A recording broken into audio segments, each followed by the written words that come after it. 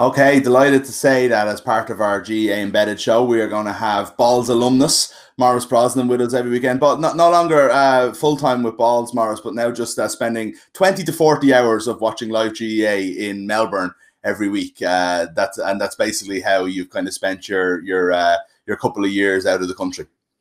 Yeah, this will be a weekly check-in with a very sleep-deprived me. But very excited, especially after the weekend. If the weekend stay like this, I'll very much be happy to sacrifice sleep. Definitely, absolutely. And Maurice has been doing a GAA Embedded article for us every week, which we'll talk about in a few minutes. We'll talk about this week's one, find out what next week's one's going to be, and that's going to be part of the show as we go on. But Maurice, I do want to talk to you. We've just spent a lot of time, and God, there was a lot to talk about with Shane McGrath. But there was a lot of football on this weekend as well. I mean, we'll have Darran on next week, obviously, but I don't want to kind of overlook it. Your own County Galway. I don't know what to make of this game, because there's a lot of kind of negative talk. I see Galway fans aren't too happy with how they played, and I'm just thinking, like, they went to Hyde Park and won a Connacht semi-final. Like, there's, if you think of it, there's 3 teams in Connacht, any of them can beat any of them on any day. I'd be happy enough, like. Yeah, not for the first time, Mick. I agree with you 100%. I don't understand really the negativity around this game in general, to be honest. Like, the conditions were absolutely dire. Bad, yeah. I think the risks of a knockout championship, we can complain about a knockout championship, what it does to weaker counties, the fact that they don't get a second chance, they don't get a chance to progress. But equally, it puts so much pressure on the stronger counties, the middle tier counties, that in a do or die situation, I can fully appreciate why the temptation to revert to a degree of conservatism is so strong. So, now it's in saying that, I mean, I think there's kind of 2 parallels coming out of this game. There's certain people who are talking about Roscommon and how defensive they set up, which, to a certain extent, I can kind of see their perspective, and they, think Roscommon were fully entitled to set up how they did. And, and the other people then are thinking, why did Roscommon come out and play like this? And, if they come out and had a rattle off them, at the very least, they could put up their own chord. And to be honest, I kind of fall down in the middle of it, really. I think that, Roscommon are fully entitled to set up as defensively as they are. I think they're very well drilled defensively. But the idea that we talk about these conversations in isolation as if it's NFL and you're talking about defense on one side and attack on the other side is kind of nonsense, to be honest. And I think it's very clear, you can look at teams who are very well coached, and Roscommon are extremely well coached defensively. They have a really solid setup. I would think that's fully deserving of praise. But equally, it is very clear that inhibits their attacking ability and their attacking game plan, actually. So, coming into this game, you somebody like Conor Cox, who is a star corner forward. Now, Conor Cox, his conversion before this game is 40%, which, that's not good enough. That's shooting from 20 years ago, to be honest. And his wides, on Sunday epitomise that. They were even worse. And the reason that Conor Cox's wides are so bad is because, that's either evidence of, 1, a guy going against the game plan, or 2, not enough time spent developing an attacking strategy on training ground. Now that's fully understandable. This is a compromised year. We've had a really shortened preseason. A league campaign like Roscommon, the league campaign was very important for them because they, Division 1 was their priority. But equally, it's very clear that wasn't something that they had developed, and that robbed them. You've got a guy that was not in isolation. That their shooting as a whole, decision making going forward was really poor. And if you were to, this is very simplistic analysis, but if you were to compare and contrast, Galway. I don't know if Galway were that more offensive, to be honest. But what Galway did do really, really well was, they took their chances extremely well. They got runners up the field. They've got a really good balance. I really like the balance of this Galway team. Galway are a young team. I don't know if that's appreciated enough. Damien Comer and Shane Walsh are 27, 28. They should be in their prime. And in reality, they're the leaders of this team. That you're looking to them to be the experienced heads, because you look down the spine of the team. Will Kearns is not there that long. Dylan McHugh is only there very recently. The player who would be there is John Daly, again, who's very young. Matthew Tierney's making a championship debut. Paul Conroy is probably a guy looking for a leader. Peter Cook, 2019, we're all excited about him. He goes away for 2020. He's just back in there, so there's no continuity there. So you need those players to kind of come together. And that's why, there could be some bad days coming for Galway as well. But overall, I actually do like the direction they're going for. I like the balance in the team. I like their athletic ability. They're young in terms of, Park Joyce, what he's doing in Galway, I really like. He's got a feeder squad, he calls it, which is where he's kind of, this is a good way to try and develop a pathway to introduce the under-20s. They're really successful in 20s from last year. This current crop look pretty good too. So those players can knock around there in this feeder squad. They feel a part of it. They're not, disenfranchised from the senior team. At the same time, Galway are also missing Michael Daly, it was a big loss. Killy McDade back from Australia, he's out injured. John Daly, as I mentioned previously, Tom Flynn is injured. The biggest loss of anybody, I think the biggest loss to this year's championship is one team that desperately needs a player back, it's Galway and Ian Burke, because if they had him as an outball option inside as something different, I think it would revolutionize it. But overall, like I enjoyed the game, to be honest. I didn't think it was that bad. You know, it was hardy, it was honest. That, you know, there was a bit of bite to it, which is good to see. You know, some of the tackles that went in, Kieran Malloy got nearly put back, you know, kept driving on. Peter Cook had the jersey ripped off him. That kind of stuff is good to see. You know, it's entertaining. So I thought it was a good game and a good win for Galway. Yeah, fair enough. Yeah, I think there's a question, I would say, that we could probably get into another time when we maybe see another team or two do it, of whether the defensive, you know, maybe some things are right for the game, but could Roscommon, if they won, play a different way against Mayo? And maybe, as we talked about to Darran last week, maybe these things are passé, and if you want to get to the next level, you do need to have, maybe attacking is the style of play that's predominantly used by the big teams at the moment for a reason, you know, and that you can only get to a certain level. Maybe you can stop Galway, but they did lose the match. And I do think that's worthy of a discussion maybe another time. But I would agree with you on the positivity of Galway. And I actually think that the young team thing definitely isn't talked about enough. There was times yesterday where I was kind of looking up guys, trying to remember where they were from, or what team they come from, or what age they were, you know, and that's because we only saw Galway once last year in the kind of final after they got the bye, and so on and so forth. But you mentioned Matthew Tierney making his debut there. We'll talk about a more recent article you did on Balls.ie in a minute, but you wrote a brilliant piece a couple of years ago for Balls on Matthew Tierney playing for, I think, the under-20s then, and his father Matt, who'd had a tragic accident back in 1988. And just the full circle of it all. And he was superb yesterday and looks like a real player now. And that kind of story is prominent again, I suppose. Yeah, and you know, like that's the favorite interview I've done, you know, ever for writing. It's a piece that's kind of stayed with me. I remember actually messaging you after the interview, and like just the sheer, it was the kind of guy, you know, there was nothing. I'm out here in Melbourne at the minute. There was nothing I would love more to be sitting at home with a pint of Guinness, sitting down with Matthew Tierney and chatting football for hours upon hours, because he's just that type of fella from when I went to meet him in Galway. You know, like firstly, young Matthew, like to make a championship debut and be as impressive as he was phenomenal. I don't know if you can appreciate it enough. Also, his versatility, you know, this is a guy he's feeling ball impeccably well. Defensively, he's chasing back Enda Smith. He's contributing going forward. He takes over the frees on a championship debut in those conditions. To take over the frees and be as cool as he was is kind of phenomenal. And then, you know, the whole story, his father, who, you know, this was 2018, I think, NUIG got to the Siggins Cup final. 30 years previously, his father played for, at the time, University College Galway, was their best player, you know, in full forward. They lost their Cork team that had Maurice Fitzgerald. That was unfortunate. That was his last game. He was involved in a car accident after that game. And just, you know, the sheer, I remember one thing he said to me was that he was so proud of his sons, and not only how they play football, the way they conduct themselves. And I think Matthew kind of epitomizes that. He's a, you know, a brutally honest, hard-working player with absolute class. You could play him. You know, he's one of those players, and it's a new generation. You know, we talked about this previously with kind of Michael Murphy. Kieran Kilkenny is another one. You could probably play him in any line of the field if you want, and he would sell there. Even when he was tired, he was in the edge of the square, and he's a huge threat. And then, you know, just the whole story. I love that story. His older brother, when I grew up in Galway, we had a big rivalry, Barna and Uachtarard. It would have been like the underage rivalry. You know, I remember a couple of years ago, and we played an underage final, West Sport under 14 maybe final, and it went to extra time. And Bosco McDermott, John McDermott, the famous Bosco McDermott's son, Bosco, who won multiple All-Irelands for Galway, came out onto the pitch and stopped the game. He was our coach and said, "What are we doing here? You know, these lads are 14, they're going at it hard. This is a brilliant game. Why don't we share the cup?" And we did. We shared the trophy in an underage. So, and that Uachtarard team, the bulk of that team is the great Uachtarard team that got to an intermediate final last year. The two Tierneys, you know, Matthew's older brother Enda was around the Galway squad as well. He played for that NUIG team that got their Siggins final. They also had a couple of star forwards, the Lees. And, you know, but just, yeah, it is. I think it's probably the story of the summer, to be honest, because just to see how well it's worked out, it's kind of for it to come full circle as it has. And yeah, that's, you know, I wouldn't wish anything but the best for him and for his family. Definitely. We'll tweet out a link. I think that was 2018 you did that piece. We'll tweet out a link straight away, actually, if you're watching this now, and we'll put it out again later. You should definitely all have a read of that interview with Matt Tierney Sr. From a couple of years ago that Maurice did. Maurice, we're nearly out of time. I want to get to the hand signals. I really do. But Armagh and Monaghan both look pretty decent, especially Monaghan, I would say, in Ulster. Kildare and Westmeath should actually be a pretty good Leinster semi-final in the most interesting province to get to you know, if you're on one side of it, to get to a final. Yeah. But here's the thing, Meath people are getting excited because they hammered the shite out of Longford. They weren't expecting to. And Dublin were brutal against Wexford, and everybody's talking about how it's all about Stephen Cluxton, and if he goes, he goes. I did see Vinnie Murphy actually tweeting saying that, like, you know, people don't actually realise how big an impact this is going to be. Dublin have already lost a few leaders and a few kind of like big players over the last couple of years.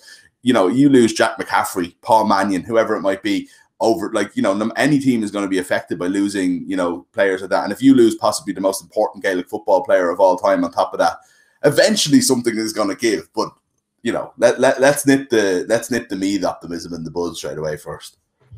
Yeah, well, you know, but like that's not a point I've thought about before, you know, about Dublin. But if you think about it, you know, like the whole thing about Dublin, this fame last year, Brian Howard and Paul Mannion, how could they possibly have them on the bench? But you know, and this is the reinforcements, the constant introducing reinforcements that they're so good at. And then, you know, they lose like Small, who's, you know, the starting centre back. That doesn't seem like too big a loss. And then Conor Sullivan retires because of his hamstring issues. And suddenly, you know, Brian Howard has to plug a gap there. And I just think, you know, the level of intelligence that those players bring. And Cluxton epitomizes it. I remember we did a podcast after the 2019 drawn final, Dublin and Kerry. And myself and yourself were absolutely amazed at Cluxton's intelligence to, you know, it was something that it's like a thing you would say in theory, it sounds great, but you never ever see it in practice. And Cluxton pushes up, you know, the Dublin are down to 14 players. Johnny Cooper has been sent off, and all Cluxton does is push up a line, and he marks Tommy Walsh, and he allows Dublin push up every single line. So you're looking at this game and you're thinking, where is the overlap? Why can't Kerry get space here? And the fact is they can't, because Stephen Cluxton set the tempo by coming out of his goals, by marking Tommy Walsh. And, you know, that's a kind of in-game intelligence. We're going to talk about this later, actually. That's in-game intelligence you can't buy. And you're not going to generate that in training in a season or in 2 seasons. That is, you know, this is a guy who's been at the elite, the peak of his game for 10 seasons, bringing that to action. That wasn't that long ago. You remove that from the team. And it's a chink in the armour. I don't think it's a big enough chink for me to get at them, but I do think it definitely weakens them. Yeah. Okay. Well, we'll see how that goes. Look, it was a more interesting weekend of football than I think will be naturally given credit because of how insane the hurling was. But that's the 2021 championship, I think, you know, and we'll have opposite weeks as well. I think where football grabs the imagination, but it's all set up now. I think that for you know, I think there's 14 teams out already, you know, which is insane. But a lot of the good teams are still there. Want to talk to you about this GAA Embedded article you did for us last week, your first one of the season. There's going to be plenty of them. You wrote about hand signals in Gaelic football.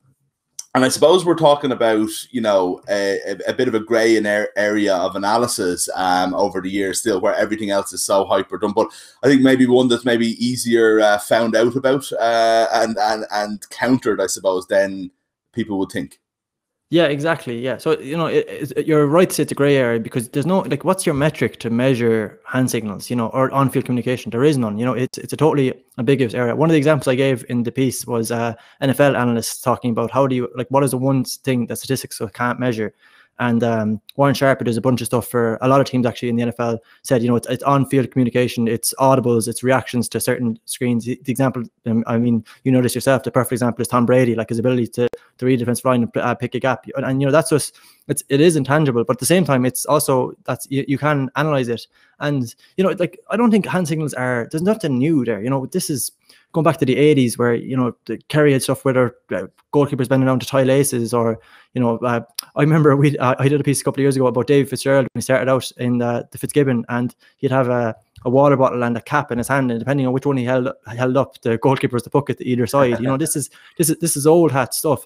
But I kind of think that we're going to see it less and less because of coaching, because the improvement in coaching. And I actually think that's important because, you know, one of the examples in the piece I gave is the Clare footballers who had a pretty telltale sign where they were holding, you know, goalkeeper holds his right hand up, he's going deep left hand up, deep right. So either he picks a short one, if the short one is a non, he's holding his hand up, he's holding right hand up, and that ball was going deep to the left hand side. And the problem was that Aidan O'Shea in the league semi-final was all over that. He broke it down within 5 minutes because, you know, in-game intelligence is so important. And that's why, you know, I think the best frameworks aren't actually signals really, or they're one-off signals, you know. So the best frameworks are giving a goalkeeper like a couple of different options. What Clare did against Kerry, which was actually statistically more successful, was just a really simple bunch and break. Your 6 defenders come together in the middle, they break, shoot off in either side. The goalkeeper, then you trust the goalkeeper to pick out the best option, and, you know, that gives him an option. So there's a bit of guidance there, there's a bit of overarching structure, but it's not, you know, this handed down this mandate, you do this, this is the call, you do this. And because the problem with that is that in an era of incredible analysis, all these camera angles, the backroom teams, just, you know, bigger than squads, that's easily broken down, and it might last once or twice. You know, Dublin have used, by the way, that's one of the examples in the piece. Dublin used has signals in the past, but ultimately, I don't think it's something that you can guarantee long-term success with. And what, you know, does guarantee long-term success is developing tactical flexibility, in-game intelligence. We just spoke about Cluxon as the case example. Dublin actually are the best example, and that's, you know, ultimately where, if you're from a coaching perspective, you need to get to. Yeah, so we're probably at the stage now where, and I was going to mention this with that Dublin one that you mentioned, where one of the players puts up the X to sort of say this free is going in long. You can see it there, yeah. But like, is there as much in that as in, like, you know, we're not actually trying to fool the opposition. It's just that I can't shout that far and them hear me with 80,000 people in Croke Park, and I just need to let them know. But you're basically going, go long. I've often wondered, you know, in football, in soccer, like where, you know, the player will put up his hand before he whacks a corner into the box. Corners, it's a universal symbol. It's like, who are you doing it for? And maybe it's just like, it's not, maybe sometimes we don't have to think, they're not coded. They don't have to be a secret. Yeah. I just need the centre forward to know that this ball is coming into him. It doesn't matter if the defender also knows it. Exactly. That's, you know, and that's what you said there about the influence of the crowd is a really good point as well, because I've noticed in this year's championship, signals don't happen as much, but because there was the absence of crowds, you know, we have footage now, and I would much rather watch games without commentary, not because commentary is bad, but just because you pick up on small little things. And now you're going to get audibles calls. You know, if anybody watched the Roscommon Galway game yesterday, you would have heard the sideline shouting 300, 300. Now, like, I have my own theories about what that is, but I'm not fully sure. Not enough to risk it here anyway. But you know, that kind of stuff. So, you know, 44 was a really common one that, you know, 5 years ago, everybody was calling 44, and that's just, you know, self-explanatory. You ask anybody, and that's the line that players need to get to, just inside the 45. 1+ is another one you hear kind of it's a fairly common one. You know, red was one that you heard a long time ago, which was long ball inside. You heard that a lot during last year's championship, actually. And, you know, that you just made the case there about the X. The X is just red, but non-verbal. It's just a way of doing it in Croke Park, where the full forward line probably aren't going to hear you. So, and, you know, it's like, I think in that circumstance, it's actually, I wouldn't, you wouldn't be that critical of it. It has a place, I guess, you know, but, you know, you're not basing a full game plan around that. Like, Dublin's, you know, game plan is this, you know, would you call it game plan A, or is it B, C, D, E, F, G? You know, it's hard to actually pin down any of that. It's just, you know, a little gimmick that can add to it. So it still has a certain amount of place, but I definitely don't think, you know, from a kick-out perspective, from a attacking perspective, you should wrap your whole game plan around it. Okay, so we're probably not going in. So your thing is like, it has its place, but it's not going to be. It's not something that we're going to see more and more of. If anything, it's going to be less and less. We're not going to see double reverse jinx, bluffs, you know, where the defenders or the midfielders are supposed to understand which one is false and which one is a false flag and which one isn't for every goalkeeper kick out. We're not getting to that point. Hopefully. No, and yeah, well, yeah, fingers crossed. And also, Mick, it goes back to what we were saying about Roscommon earlier, and your points. You know, the whole point is, you know, Roscommon can spend all his time developing a defensive game plan, or you can spend a load of time on the training ground developing really efficient signals that the opposition can't break down. But you need to try to think about your resources and how you spread your time efficiently. And are you best served? Like, is that going to win you a game if you spend, you know, an hour of every hour and a half session just working on your defense, or an hour of every hour and a half session just working on these signals for a kick-out strategy? Or would you be better served in investing, you know, that hour in absolutely nailing your basic skills, you know, catch, kick, pass, getting that absolutely perfect, and then allowing, you know, developing intelligent players, you know, good decision makers and skill execution at a really high level. And that might stand to you a lot more from a long-term perspective than, you know, how you dedicate your time. You know, this, as you said, you know, Roscommon can spend all that time getting like what was a really impressive defensive strategy in place. But where does it get you? You know, if you spend all this time, you know, I could easily, you know, it doesn't take that long for a coach on a training session. We've all had them who would spend, you know, an hour and a half a couple of times a week just on one signals, but it doesn't get you anywhere. You know, you need to think about your resources and what the efficient use of your time in coaching. And I think from Dublin, you know, are the case example of that. You know, for all we'll talk about signals, just have to do really, really well are their basics. Okay, well, the piece is well worth a read. It's Maurice's first GAA Embedded article. He's had a few more. We just haven't called it that, but you can go back and read it anyway on the site. And what have you got in store for us this week? We'll chat to you about next week.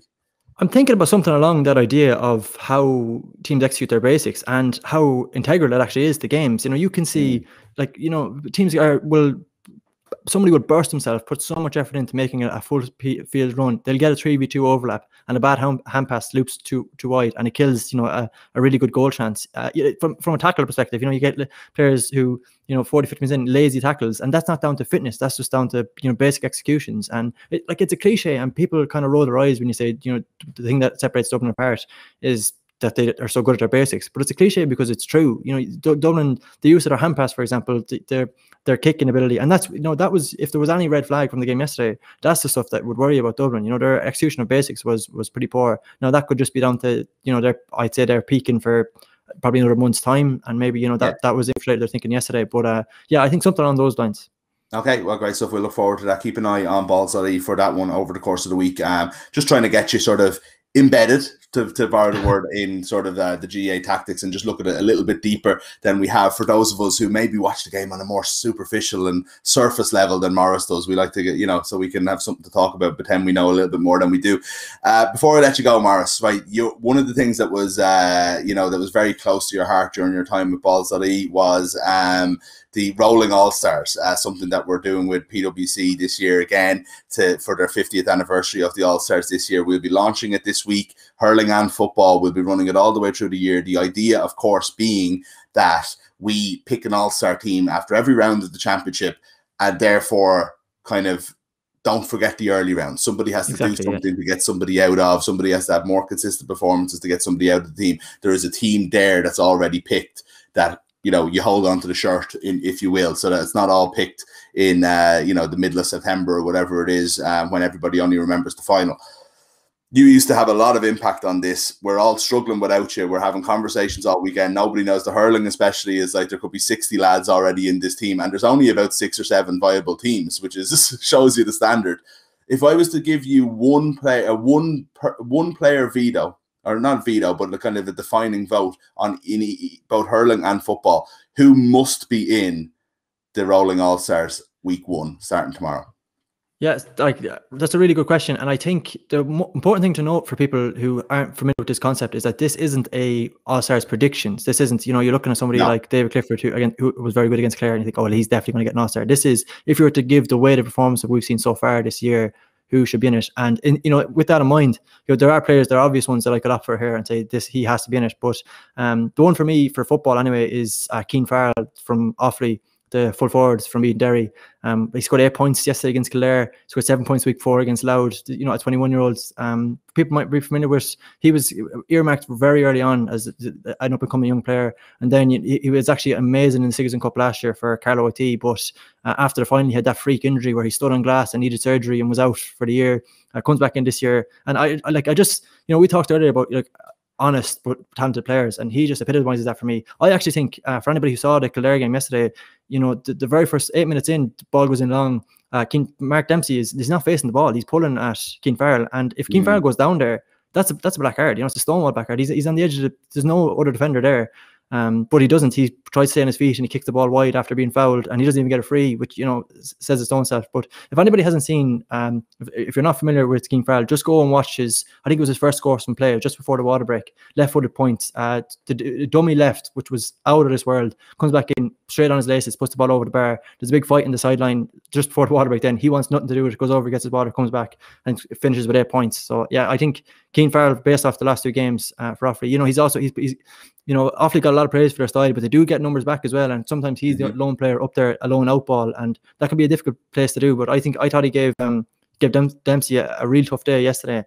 And you know, from just both games, by the way, you know, because obviously how he played against Louth as well. I think, yeah, definitely from an Offaly perspective, Cian Farrell, and from hurling, chance choice. Yeah. From hurling, on this team of maybe underrated players, a player that, you know, like, the thing is, there's been a lot of discomfort about the way hurling is going right now, and I think, you know, what do we want from hurling? We want like hardy, exciting hurling, and a hurler, and I'm sure Mick, you'll agree with this, who epitomises that for me over the last 2 games is Cathal Malone from Clare. I just think from a work rate perspective, he's absolutely integral to the way Clare want to play, because you know, it does not have somebody who's up the field and working back the way Cathal Malone does. He carries the track going forward the other way as well, which is really important. And, you know, that seems like something that is basic. And then you look around just at the championship right now, and Garrett Hegarty probably get yesterday a point or maybe two from play. This has been a long-standing issue for Tipperary, that they don't get enough out of their working half-forward line, even though, to a certain extent, their midfield. So like what Colin Malone does from a Clare perspective, I think is brilliant. I think his work rate it gives Clare so much. I think that stuff can, it might go unappreciated after a summer, after a weekend that we just saw, and we've TJ Reid doing what he does, and players shooting the lights out, and Tony Kelly skirting on the fringes of the game, and steady as 1-1 for half time, which is all very, very impressive. But I think from giving you 90% exactly what you want, hard work, pure and utter work rate, just absolutely doggedness. Colin Malone epitomizes that for me, and I think that the whole point of the rolling out is kind of rewarding that sort of stuff.